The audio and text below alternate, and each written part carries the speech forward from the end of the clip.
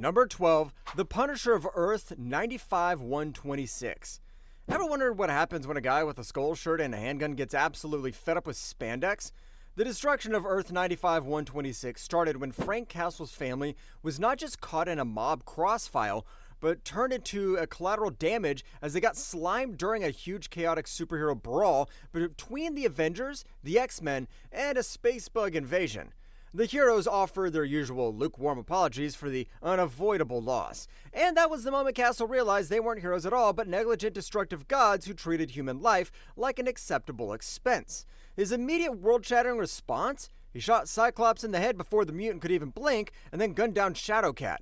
Pretty valid crash out, to be fair. This landed him in the slammer, but also painted a giant target on the back of superhero community.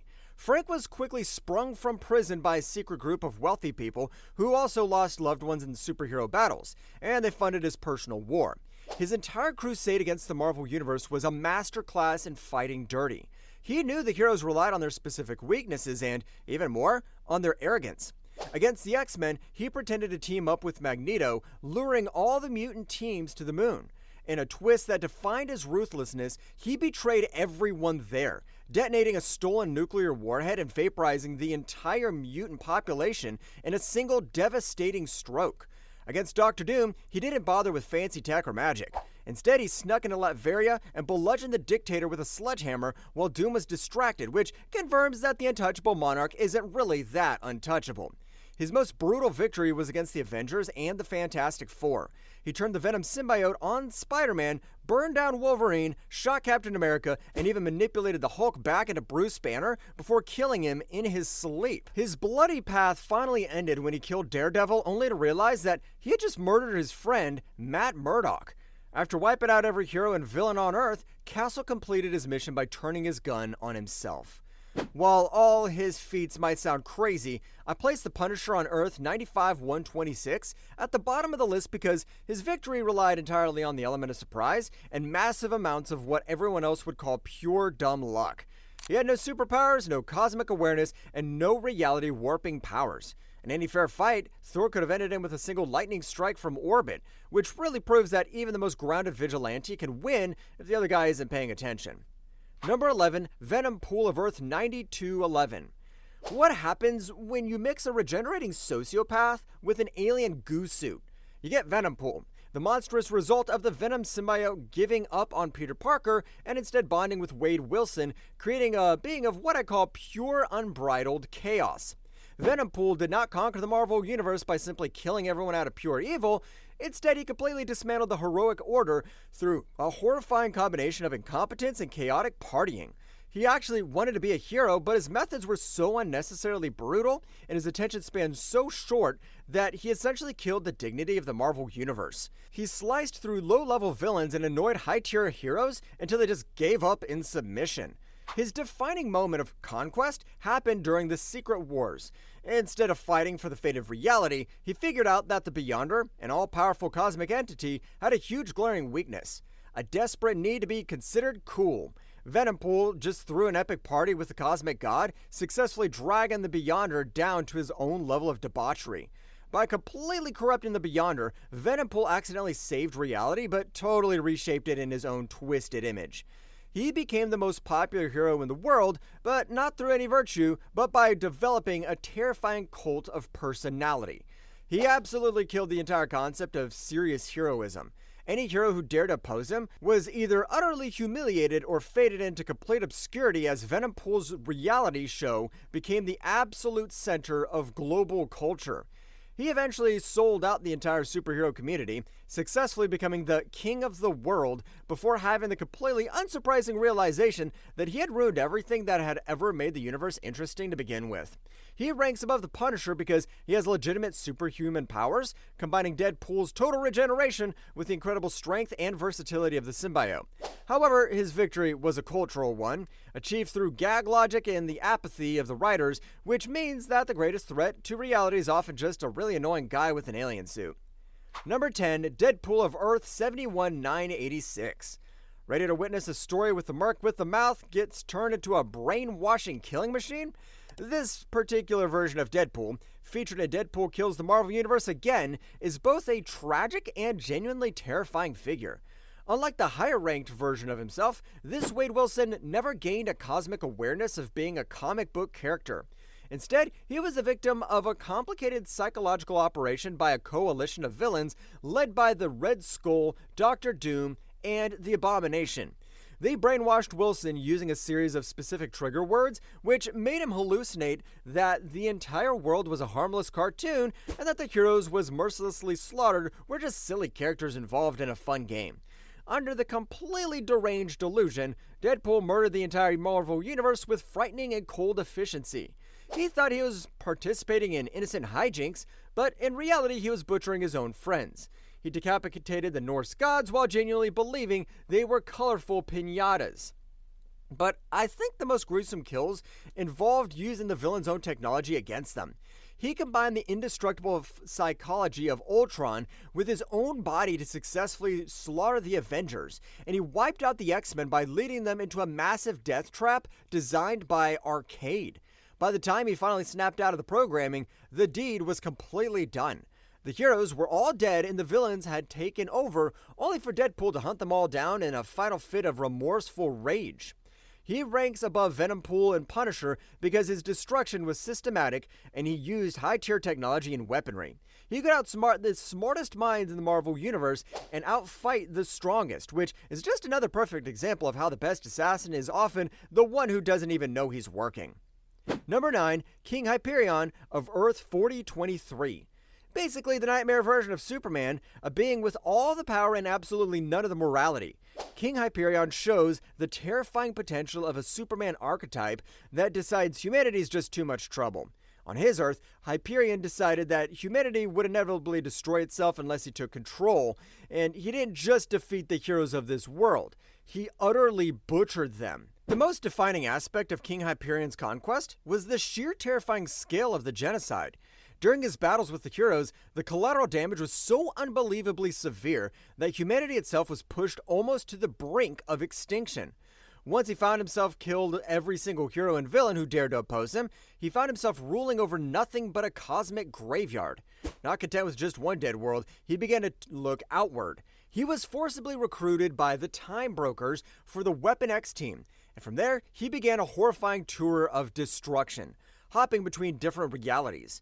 In every single new universe he found, he sought to conquer and kill, genuinely viewing himself as the only being fit to rule. He eventually attempted to conquer Earth 616, posing a massive threat that required an antimatter reactor in human form, the Blue Marvel, to finally defeat him. Which is why King Hyperion is the undeniable gatekeeper to the highest tiers on this list. He possesses planetary-level strength, immense durability, and destructive energy projection, which means he cannot be harmed by any conventional weapons. Bullets, bombs, or simple traps meant absolutely nothing to him.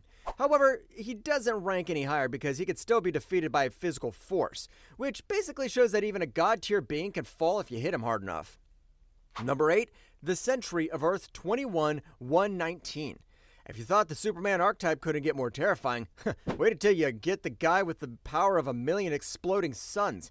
In the regular Marvel timeline, the siege of Asgard ended when the Sentry allowed himself to be killed by Thor, completely fearing the darkness that was within him. On Earth 21119, that brief moment of hesitation never happened. During the siege, the Sentry completely gave into his dark, terrifying persona, the Void. This entity, which is described as having limitless power, ceased to be Robert Reynolds and instantly became the force of unmitigated destruction serving Norman Osborn. The kills in this timeline were visceral, brutal, and immediate. He started by ripping the God of War Ares in half with his bare hands, a feat he actually accomplished in the main timeline too, but here it was just his opening move. He then turned his devastating attention to the other heavy hitters. He murdered Thor, battering the Thunder God into the smoking ruins of Asgard. He easily decapitated Captain America and completely slaughtered the rest of the Avengers. On top of that, what makes it even worse is that this Sentry was not just a simple physical brick like Hyperion. He was a matter manipulator who could control molecules, instantly heal from being atomized, and completely warp the environment around him. With the heroes dead, the Void consumed Asgard and brought the entire city crashing down onto the American Midwest. He successfully became the dark god of this earth, with Norman Osborn as his terrifying prophet, who he eventually killed because he got bored. There was no single force on Earth capable of stopping him, and the Avengers were quickly reduced to nothing but a faint memory. In this list, the Sentry ranks above King Hyperion because his power set is far more esoteric and much harder to counter. You cannot punch the Void to death, which is because it's essentially a force of nature. His power levels are often described as limitless, depending on his mental state, which is why having a god who has a bad day is way worse than having a god who's just genuinely evil. Number 7, the Hunger Virus of Earth Z. Imagine the scariest zombie apocalypse, but instead of slow shambling corpses, you have intelligent, flying, eye laser shooting ghouls who retain all their superpowers. The Marvel zombies are not just undead. They're coordinated, power-retaining ghouls driven by a truly endless, antagonizing hunger. The fall of Earth 2149 was terrifyingly rapid. The Sentry, already infected from another dimension, crash-landed, and within a mere 24 hours, the Avengers and the X-Men were completely infected. They were a coordinated army of superpowered cannibals who ate humanity to total extinction in a matter of days. The true terrifying power and jump, the reason for their high ranking, happened when the Silver Surfer arrived to judge the world. Instead of running, the zombies led by Giant Man, Hulk, and Wolverine instantly attacked him en masse. They quickly overwhelmed the Herald, killed him, and ate him. By digesting the Silver Surfer, they successfully absorbed a portion of the power cosmic. This suddenly gave them the power to fly through space and shoot devastating cosmic energy blasts. What makes it even worse is that when Galactus finally arrived to consume the Earth, he found not a helpless planet, but a massive swarm of cosmic-powered super zombies. They swarmed the World Eater, eating him completely alive. This was the terrifying turning point. The zombies absorbed the entirety of Galactus' power, effectively becoming a hive mind of Galactus-level entities. They left Earth and swept across the entire universe, eating literally everything. They completely consumed the Skrull Empire, the Shi'ar, the Asgardians, and even the Phoenix Force. They effectively ate the entire population of the material universe, successfully leaving it a barren wasteland. The zombie horde successfully scaled from simple street-level heroes to cosmic destroyers. I guess the only thing worse than an unstoppable hunger is an unstoppable hunger with unlimited cosmic power. Number 6, King Thanos of Earth, TRN 666. If you're looking for a victory achieved through sheer terrifying presence over eons, look no further than King Thanos. This version of the Mad Titan is perhaps the most successful in terms of pure physical conquest. His story is one of absolute unwavering commitment to his goal. Over millions of years, he completely and systematically hunted down and killed every single being in his universe. He didn't use an easy finger snap, he actually fought every single one of them. He completely slaughtered the Avengers on Earth, successfully decimated the Annihilation Wave, and broke the Kree and Skrull empires. His kill list in the physical realm is absolutely unparalleled. He defeated a powerful version of King Thor, he killed the Hulk, and kept his decaying corpse as a humiliating pet dog, and he famously killed the Cosmic Pantheon. He completely destroyed the Celestials, bringing their giant, terrifying corpses crashing down to his planet. He killed Galactus, turning the World Eater's skull into his personalized throne room. His weapon of choice was the Twilight Sword, the massive blade of Surtur meant to destroy Asgard, which he used to cleave through the highest defenses in the universe. His final conquest was against the Fallen One, a version of the Silver Surfer who had become worthy of Mjolnir and wielded the full power cosmic. Even this dual threat deity fell before King Thanos. By the end of his timeline, Thanos sat at the end of time, the ruler of nothing but dust and bones. He had won the game of life by successfully removing all other players. King Thanos successfully achieved his victory through millions of years of combat and cold strategy, which is why I'm ranking him just below the top 5, proving that true victory isn't about being fast, it's about being incredibly persistently homicidal. Number 5, Michael Korvac of Earth 82432. What happens when a 31st century cyborg steals the power cosmic and decides he's done with this mortal coil? In the regular timeline, the Korvac saga ended with Michael Korvac, who stole the power cosmic from Galactus' ship, actually committed suicide because he simply lost the will to live after sensing the hero's despair. On Earth 82432, he did not give up. When the Avengers and the Guardians of the Galaxy attacked him, he simply obliterated them. Korvac's power was not just simple physical strength. He was a high-tier reality warper. In this terrifying timeline, he instantly killed the Avengers with a single thought. He vaporized heavy hitters like Thor and Wonder Man. When the cosmic entities finally tried to intervene, Korvac's power was shown to be on a scale that completely dwarfed them. He was even able to use the weapon that scares Galactus, the Ultimate Nullifier, against the universe itself. Having successfully defeated the heroes, Korvac shaped the universe entirely in his image. He completely banished the cosmic abstracts like death and eternity, effectively removing the concept of death from his entire reality. He successfully turned the universe into a completely sterile, orderly kingdom under his total, absolute control. He ruled as a god, rewriting the laws of physics to suit his every whim. Korvac marks the entry into the universal reality warpers tier. He ranks above King Thanos because he doesn't need to physically fight. He can simply will his opponents completely out of existence. He absorbed the power of Galactus' ship, successfully making him appear to the strongest cosmic beings. Sometimes being a total god-tier control freak is a pretty effective way to win. Number 4, Dark Phoenix of Earth 81727. Forget a hero who turns bad, how about a hero who turns into a primal universal black hole of fire? In the main continuity, Jean Grey committed suicide on the moon to prevent the Dark Phoenix from consuming the entire galaxy. In Earth 81727, the Shi'ar Imperial Guard failed to stop her, and she absolutely did not hold back. The Phoenix Force, fully unleashed and bonded to a host with zero moral compass, instantly became a force of pure, beautiful entropy. Her killing of the Marvel Universe was less a battle and more an act of cosmic digestion. She started by consuming the X-Men and the Shi'ar Imperial Guard, instantly vaporizing them. She then turned her devastating attention to the stars. Unlike Galactus, who was the decency to only eat one planet at a time, the Dark Phoenix began a chain reaction of destruction.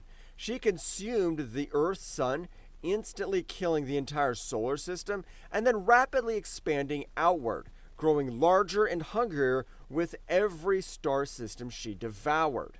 What makes it even worse is that the cosmic abstracts tried to intervene, but the Phoenix is a force of nature that predates the current universe. She successfully burned right through the fabric of reality itself. In this timeline, she eventually consumed the entire material universe, successfully leaving nothing behind but the white-hot room and her own fiery consciousness. She is the end of all things, a fire that simply cannot be put out. The Dark Phoenix ranks above Korvac because she is the avatar of a multiversal force. While Korvac stole cosmic power, the Phoenix is cosmic power, which is why, when you're a literal all-consuming fire, nobody can tell you to settle down. Number 3, Fred Hembeck of Earth 77640. Who would have thought the biggest threat to reality would be a disgruntled cartoonist with a really silly drawing style? Fred Hembeck is one of the most bizarre characters in Marvel history. A cartoonist known for his swirly knees drawing style and his hilarious meta humor. In the story Fred Hembeck destroys the Marvel Universe, the destruction was not physical, but entirely structural. Hembeck did not fight the heroes, he completely deconstructed them. Operating on pure Toon Force logic, Hembeck realized the absolute absurdity of the Marvel Universe and instantly began to dismantle it. He killed characters simply by pointing out the biggest plot holes or just crossing them out with a giant metaphorical pencil. He successfully engaged in a roast of the Marvel Universe that literally caused it to collapse. He completely defeated the heroes by interacting directly with the editorial mandates and the physical pages of the comic book. For example, he defeated Spider-Man not by punching him, but by addressing the repetitive, awful nature of his consistent suffering. He took down the Avengers by simply mocking their convoluted, impossible continuity. I'm ranking Fred Hembeck in the top 3 because his power source completely transcends the internal logic of the Marvel Universe. He attacks the medium itself. He ranks above the Dark Phoenix because he can destroy a universe within a story. But Hembeck successfully destroys the story itself, which is a big deal, even if he did it with a goofy grin and a few stick figures.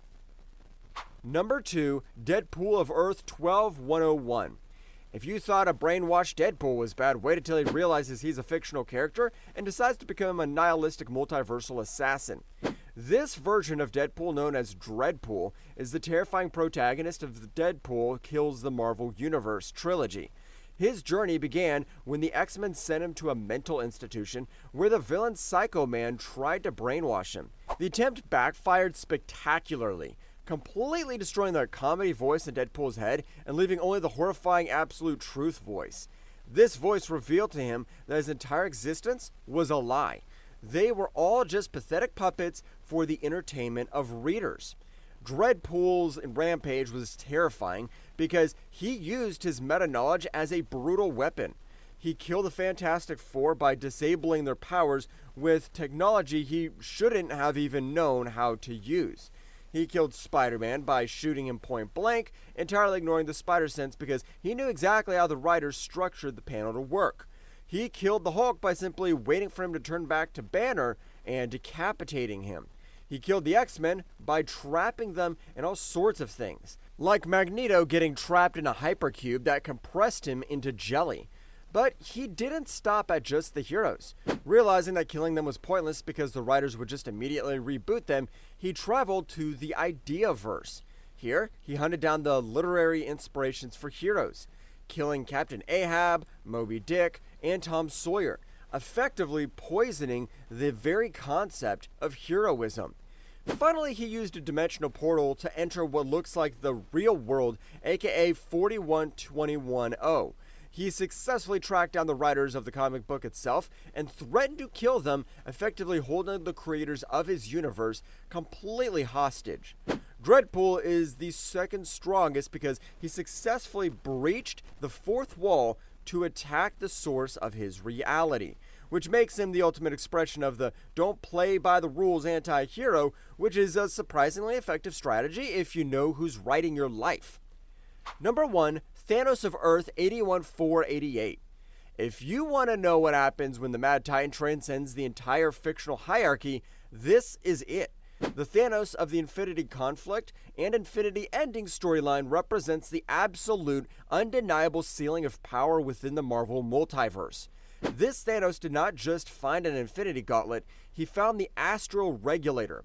This artifact was actually designed by the One Above All to keep the different universes of the multiverse from crashing into one another. It is the ultimate tool of administration for the Supreme Deity. With the Regulator, Thanos began to rapidly absorb the cosmic abstracts. He didn't even fight them. He simply assimilated them. He absorbed death, then eternity, then infinity. He literally became the universe. But he didn't stop there. He successfully absorbed the living tribunal, the ultimate judge of the universe. Finally, he confronted the above all others, an aspect of the one above all, the direct in-universe representation of the supreme creator. In a battle that completely defied all comprehension, Thanos successfully absorbed his supreme entity as well. Thanos instantly became everything. He was the writer, the editor, the character. He existed completely outside of time and space, looking down on the entire multiverse as a singular point. He had achieved true absolute omnipotence, ruling over all of existence not as a king, but as the existence itself. He essentially killed the hierarchy of Marvel by completely collapsing it all into himself. This Thanos is number 1 because he achieved the impossible. He defeated the avatar of the creator within the canon of the story. His power was so absolute that the only way he ever was defeated was because he himself chose to erase himself, because he realized that total omnipotence was actually incredibly boring and ultimately empty. which is why if you ever become God, make sure you still have a decent streaming service subscription. Well, that's it for this one. If you liked the video, hit that like button, subscribe for more, and ring the bell so you never miss a drop. Craving more stories from comics, movies, and beyond? Check out this video right here. Cheers, and see you in the next one.